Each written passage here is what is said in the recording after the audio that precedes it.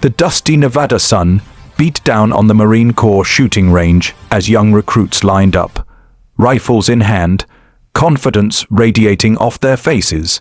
Among them stood an old man, his posture straight despite the years carved into his frame. His faded jacket bore the insignia of a retired Marine sniper, a living legend from wars most of these recruits had only read about. His name was Sergeant William Bill Hawkins. For 35 years, his name had been etched in the Marine Corps Shooting Hall of Fame, holding the record for the longest confirmed shot. But now, the younger generation believed it was time for that record to fall.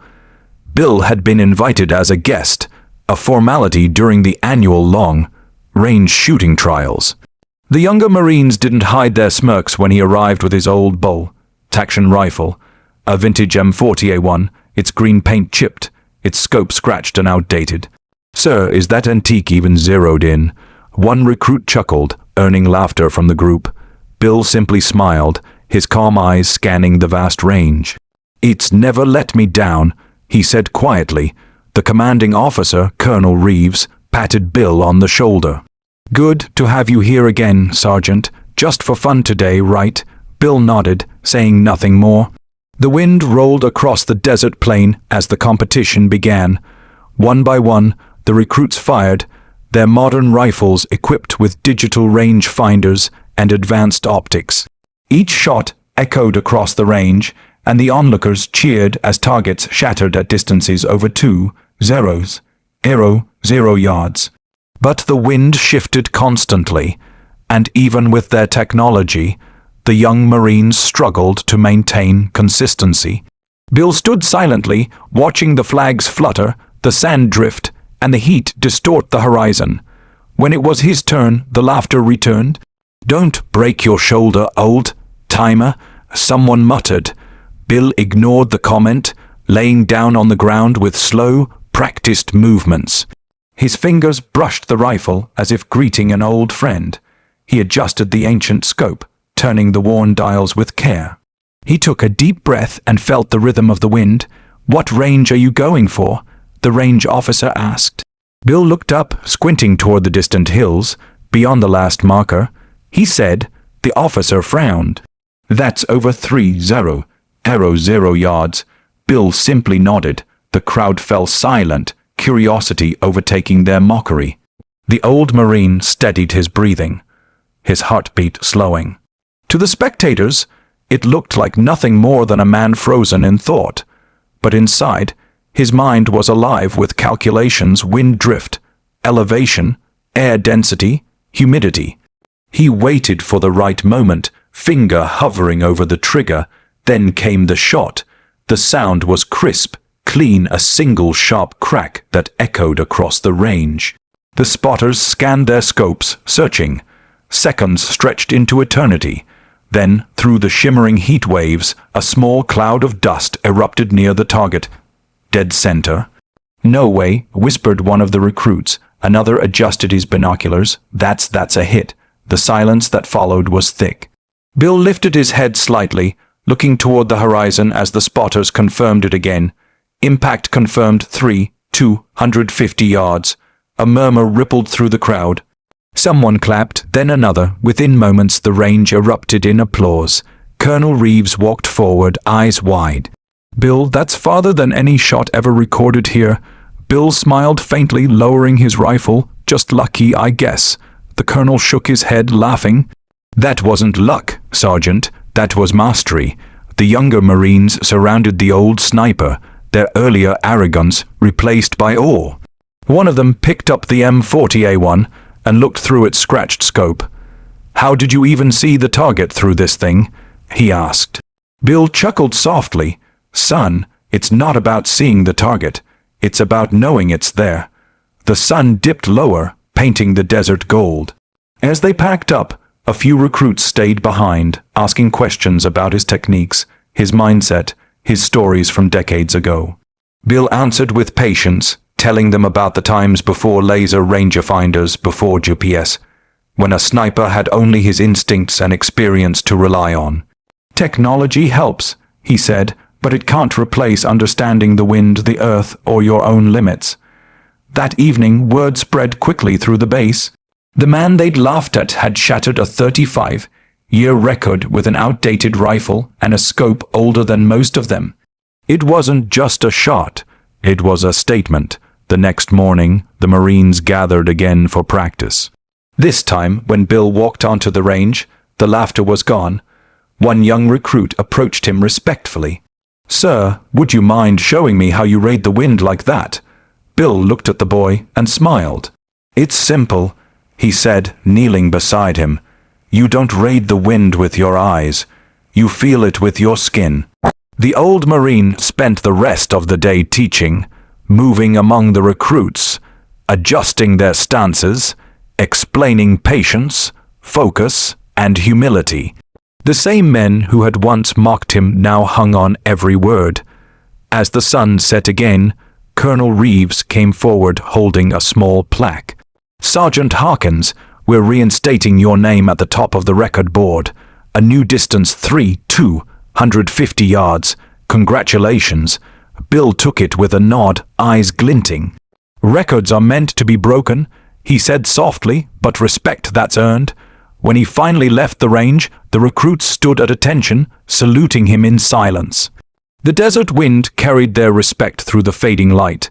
That day, the Marines learned that legends aren't defined by technology, but by heart, discipline, and an unbreakable will.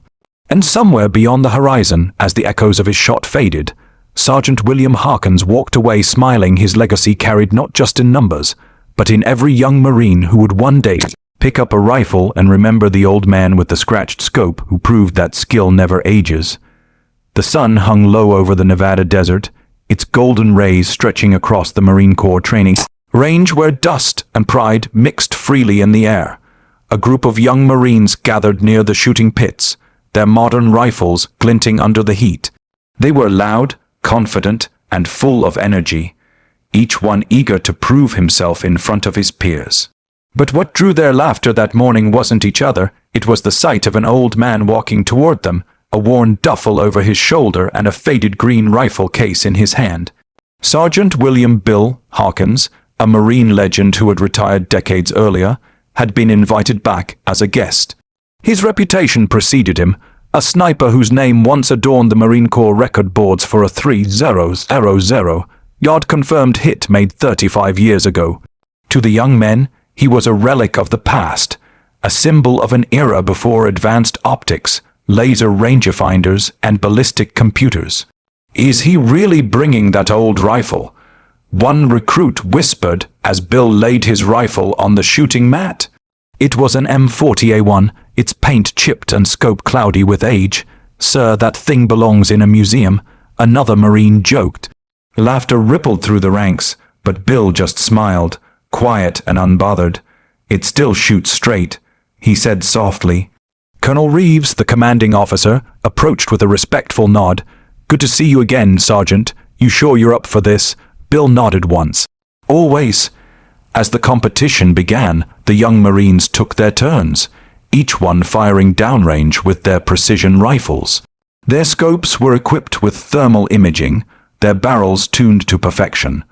The range echoed with shots and cheers as targets were hit at incredible distances.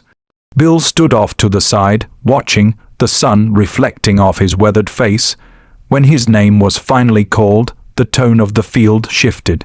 "Let's see what the legends got," someone said sarcastically.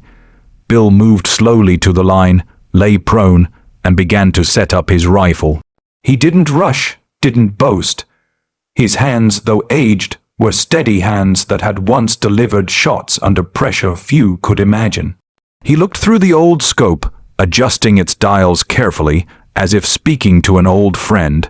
"What distance you shooting, Sergeant?" the range officer asked. Bill's eyes didn't move from the scope, past the last target. The officer raised an eyebrow. "That's over 3,200 yards. Wind's bad out there." Bill simply said, "I know." Around him, the laughter returned, quiet, nervous laughter.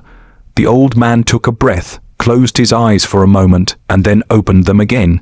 He felt the wind brush across his cheek. saw how the mirage shimmered over the desert floor, and smelled the dry heat. These were things no digital device could measure, only a sniper's intuition could.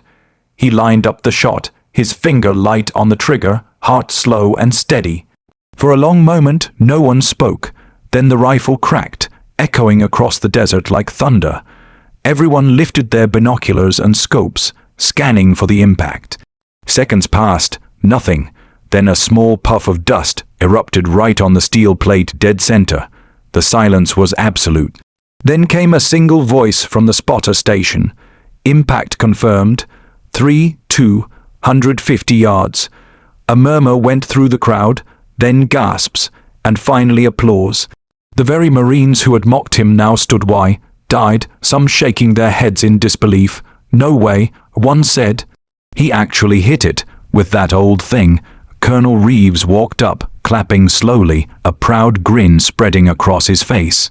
Sergeant Harkins, you just broke your own record. Bill gave a quiet smile, setting his rifle down gently. Guess the old scopes still got some life left. The young Marines surrounded him, their curiosity replacing their pride. One picked up the rifle, staring through the scratched glass of the scope. How did you even see the target through this? He asked. Bill chuckled. I didn't need to see it. I just knew where it would be. That simple line silenced everyone. As the day went on, Bill shared his knowledge with them, not through lectures, but through presence. He showed them how to feel the wind on their faces, how to read the shimmer of heat, to judge distance, and how to trust their instincts. A rifle's a tool, he said. It's the man behind it who makes the shot. By the time the sun began to set, the once skeptical Marines had gathered around him like students before a master. Colonel Reeves approached again, holding a small brass plaque. Sergeant Harkins. He said, we'll be updating the records. 3,250 yards, officially the longest confirmed hit in Marine Corps history. Bill looked at it for a long time before taking it. Records don't matter much, he said quietly. It's what you teach the next man that counts.